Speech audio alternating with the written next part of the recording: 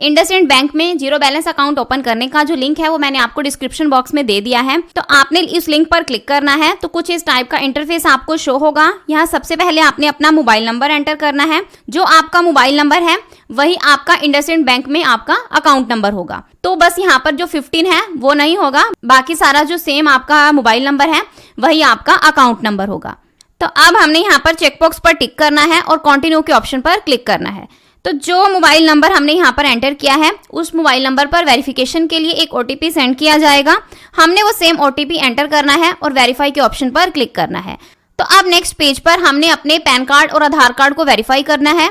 तो यहाँ सबसे पहले हमने अपना आधार नंबर एंटर करना है, देन पैन नंबर एंटर करना है, चेकबॉक्स पर टिक करना है और इस पेज को नीचे की तरफ स्क्रॉल डाउन करके सेंड वेरिफिकेशन ओटीपी वाले ऑप्शन पर क्लिक करना है। अब हमारे आधार रजिस्टर्ड मोबाइल नंबर पर वेरिफिकेशन के लिए एक ओटीपी सेंड किया जाएगा। हमने वो सेम ओटीपी यहाँ पर एंटर करना है, चेकबॉक्स पर टिक करना है और कंटिन्यू के ऑप्शन पर क्लिक करना है। अब यहाँ हमने अपनी कुछ पर्सनल डिटेल्स एंटर करनी है। तो सबसे पहले हमने अपनी ईमेल आईडी एंटर करनी है, अपना मैरिटल स्टेटस सिलेक्ट करना है, अपनी मदर का नेम एंटर करना है, फादर का नेम एंटर करना है। अगर आप मैरिड हो तो अपने हस्बैंड का नेम एंटर करोगे। देन आपने अपना ऑक्यूपेशन सिलेक्ट करना है, लाइन ऑफ बिजनेस सिलेक्ट करोगे। तो आप जिस भी कैटेगरी में आते हैं वही आप सिलेक्ट करोगे। ग्रॉस मंथली इनकम सिलेक्ट करनी है। देन आपने यहाँ पर अपना परमानेंट एड्रेस एंटर करना है। नीचे हमसे कम्युनिकेशन एड्रेस और करंट एड्रेस के बारे में पूछा गया है। तो अब यहाँ हम सब कंफ्यूज हो जाते हैं कि ये परमानेंट एड्रेस क्या है और कम्युनिकेशन और करंट एड्रेस क्या है।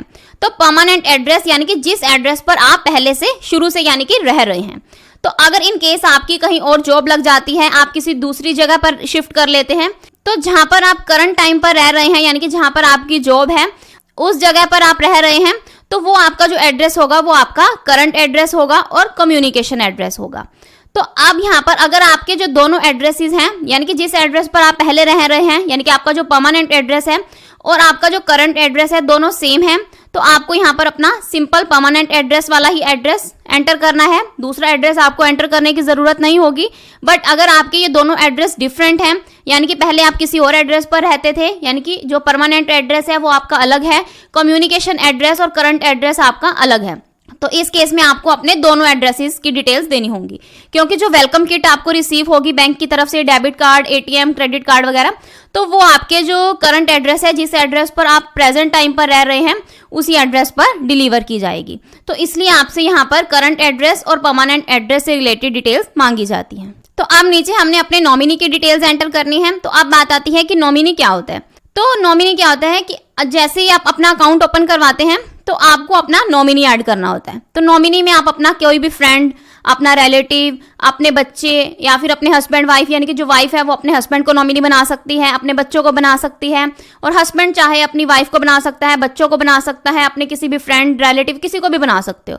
तो आपने क्या करना है उसकी भी डिटेल्स एंटर करनी है। तो यहाँ पर बैंक नॉमिनी ऐड करने के लिए इसलिए बोलता है कि in case of any emergency यानी कि कोई भी मिस हैपनिंग किसी भी केस में हो जाती है तो आपके अकाउंट का जो पैसा है वो आपके नॉमिनी को ट्रांसफर कर दिया जाता है। तो इसलिए हमने यहाँ पर नॉमिनी की डिटेल्स ऐड करनी होती हैं। सबसे पहले हमने नॉमिनी का फुल नेम एंटर करना है, उसके साथ आपका क्या रिलेशन है वो सिलेक्ट करोगे, नॉमिनी की डेट ऑफ बर्थ एंटर करोगे। देन हमसे यहाँ पर कुछ एडिशनल डिटेल्स मांगी गई हैं। फर्स्ट हमसे यहाँ पर पूछा गया है कि क्या आप फिजिकली डिजेबल्ड हैं, मीन्स आपको कोई क्रिटिकल हेल्थ इशू है, तो आप यहाँ पर यस वाला ऑप्शन सिलेक्ट करोगे। देन हमसे यहाँ पर पूछा गया है कि क्या आप इंडिया के अलावा किसी दूसरी कंट्री में भी टैक्स पे करते हैं, तो अगर आप करते हैं तो यस वाला ऑप्शन सिलेक्ट करोगे, अदरवाइज आपने यहाँ पर नो वाला ऑप्शन सिलेक्ट करना है। नेक्स्ट हमसे यहाँ पर पूछा गया है कि क्या आप किसी पॉलिटिकल पार्टी के साथ इन्वॉल्व हो, तो अगर आप किसी पॉलिटिकल पार्टी के साथ इन्वॉल्व हो भी तो भी आपने यहाँ पर यस वाला ऑप्शन सिलेक्ट नहीं करना, क्योंकि अगर आप यस वाला ऑप्शन सिलेक्ट करोगे तो आपका जो अकाउंट है वो ओपन नहीं हो पाएगा। तो इसलिए आपने यहाँ पर नो वाला ऑप्शन ही सिलेक्ट करना है। देन हमने अपनी ब्रांच सिलेक्ट करनी है। तो यहाँ हमारे पास डिफरेंट ब्रांचेस की लिस्ट शो होगी। तो हम यहाँ पर अपने नियरेस्ट जो लोकेशन में ब्रांच है हम उसी को सिलेक्ट करेंगे। अब लास्ट हमसे यहाँ पर पूछा गया है कि क्या आप डायरेक्ट बेनिफिट ट्रांसफर लेना चाहते हैं, तो यहाँ भी हमने नो वाला ऑप्शन सिलेक्ट करना है। देन हमसे यहाँ पर नीचे पूछा गया है AEPS यानी कि आधार अनेबल्ड पेमेंट सिस्टम के बारे में पूछा गया है कि क्या आप अपना जो आधार पेमेंट सिस्टम है उसको अनेबल करना चाहते हैं, तो यहाँ भी हमने नो वाला ऑप्शन ही सिलेक्ट करना है, चेकबॉक्स पर टिक करना है और सेव एंड कंटिन्यू के ऑप्शन पर क्लिक करना है। तो इतना करने के बाद हमारे पास यहाँ पर ऑप्शन आता है select a saving account variant. तो हम यहाँ पर इंडसइंड बैंक में delight zero balance savings account open कर रहे हैं। तो इसके लिए हमने यहाँ पर 500 रुपए की इनिशियल फंडिंग करनी है। तो इनिशियल फंडिंग करना मैंडेटरी है। तो जैसे ही आपका जो अकाउंट है वो कंप्लीट ओपन हो जाता है, यानी कि केवाईसी भी कंप्लीट हो जाती है, तो आप ये 500 रुपए की अमाउंट निकलवा भी सकते हैं, यानी कि साथ के साथ भी आप निकलवा सकते हैं। आपको यहाँ पर मेंटेन करने की जरूरत नहीं है। तो अब नीचे हमारे पास डिलाइट मास्टर कार्ड मीन्स अगर आप फिजिकल डेबिट कार्ड लेना चाहते हैं तो आपको यहाँ पर 590 रुपए और पे करने होंगे। तो अगर आप ये वाला कार्ड नहीं लेना चाहते, इसकी जगह आप वर्चुअल डेबिट कार्ड लेना चाहते हैं, तो इसके लिए आपको कोई भी फीस पे नहीं करनी। आपको यहाँ पर सिंपली जो इनिशियल फंडिंग है 500 रुपए की वही करनी है, उसको भी आप जब चाहो निकलवा सकते हो, यानी कि आपको कोई भी यहाँ पर चार्जेस पे नहीं करने पड़ेंगे। बट अगर आप यहाँ पर फिजिकल डेबिट कार्ड लेते हैं तो इसके लिए आपको 500 रुपए की इनिशियल फंडिंग करनी है और साथ में 590 रुपए पे करने हैं, यानी कि आपको यहाँ पर टोटल 1090 रुपए पे करने हैं। तो यहाँ पर भी आप 500 रुपए तो जो इनिशियल फंडिंग है उसको जब चाहो निकलवा सकते हो, बट यहाँ पर आपको जो 590 रुपीज है वो एक्स्ट्रा पे करने होंगे। तो आप अपने अकॉर्डिंग देख लेना, जो भी ऑप्शन आपको सुटेबल रहे आप वही सिलेक्ट कर लेना। तो हम यहाँ पर सेकंड वाला ऑप्शन सिलेक्ट करेंगे और इस पेज को नीचे की तरफ स्क्रॉल डाउन करना है और सेव एंड कंटिन्यू के ऑप्शन पर क्लिक करना है। अब यहाँ हमने अपनी मोबाइल बैंकिंग को एक्टिवेट करना है। तो इसके लिए सबसे पहले हमने अपना यूजर नेम एंटर करना है। यूजर नेम में आप अपना नेम और अपना सरनेम इंक्लूड कर सकते हैं और उनको आपने स्मॉल लेटर्स में कंसीडर करना है। देन हमने एक एम पिन सेट करना है। एम पिन सेट करना क्यों जरूरी होता है, क्योंकि जैसे ही आपका अकाउंट ओपन हो जाता है आप मोबाइल बैंकिंग तो यूज करोगे ही, तो जैसे आप मोबाइल बैंकिंग यूज करने के लिए उस ऐप को ओपन करोगे तो आपसे वो एम पिन मांगेगा। तो ये वाला जो एम पिन यहाँ पर आप सेट करोगे, यही सेम एम पिन आपने वहां पर एंटर करना है, तो आप उस ऐप पर अपना डायरेक्ट लॉगिन कर पाओगे। तो इसलिए आपने यहाँ पर दोबारा से कंफर्म करने के लिए दोबारा से री एंटर करना है एम पिन। तो यहाँ आपको आपके अकाउंट की कंप्लीट समरी शो होगी। तो अगर आपको लगता है कि सारी डिटेल्स आपकी बिल्कुल सही हैं तो आपने चेकबॉक्स पर टिक करना है और कंफर्म के ऑप्शन पर क्लिक करना है। अब नेक्स्ट पेज पर हमने टर्म्स एंड कंडीशंस को एक्सेप्ट करना है।